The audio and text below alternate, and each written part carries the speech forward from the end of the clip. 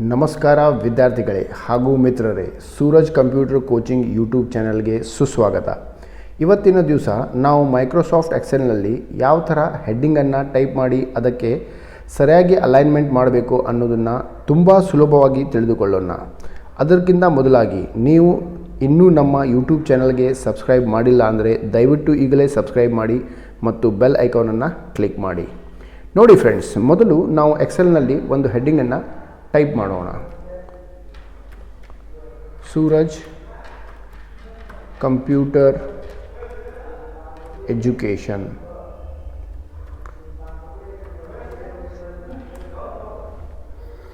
ಈಗ ಈ ಹೆಡ್ಡಿಂಗ್ ನೋಡಲು ಅಷ್ಟು ಚೆನ್ನಾಗಿ ಕಾಣಿಸುತ್ತಿಲ್ಲ ಅಲ್ವಾ?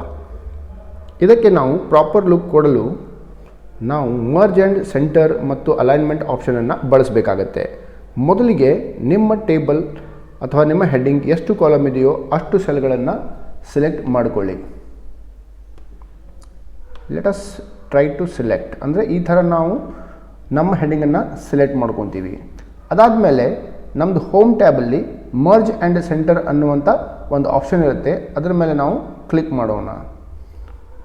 ಇದಾದ ಮೇಲೆ ಇಲ್ಲಿರುವ ಒಂದು ಟಾಪ್ ಬಾಟಮ್ ಮಿಡಲ್ ಅಲೈನ್ಮೆಂಟ್ ಅನ್ನುವಂಥ ಒಂದು ಆಪ್ಷನನ್ನು ಬಳಸಿ ಹೇಗೆ ಅಡ್ಜಸ್ಟ್ ಮಾಡಬೇಕು ಅಂತ ನಾನಿವಾಗ ತೋರಿಸ್ಕೊಡ್ತೀನಿ.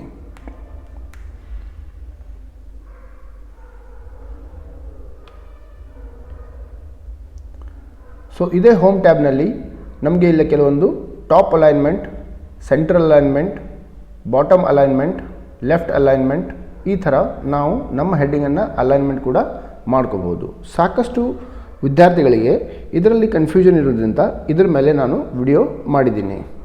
ನೋಡಿದ್ರಲ್ಲ ಸ್ನೇಹಿತರೆ, ಎಕ್ಸೆಲ್ನಲ್ಲಿ ಹೆಡ್ಡಿಂಗ್ ಅಲೈನ್ಮೆಂಟ್ ಮಾಡುವುದು ಎಷ್ಟು ಸುಲಭ ಅಂತ. ಈ ವಿಡಿಯೋ ನಿಮಗೆ ಇಷ್ಟವಾಗಿದ್ದರೆ ದಯವಿಟ್ಟು ಲೈಕ್ ಮಾಡಿ, ನಿಮ್ಮ ಫ್ರೆಂಡ್ಸ್ ಜೊತೆ ಶೇರ್ ಮಾಡಿ.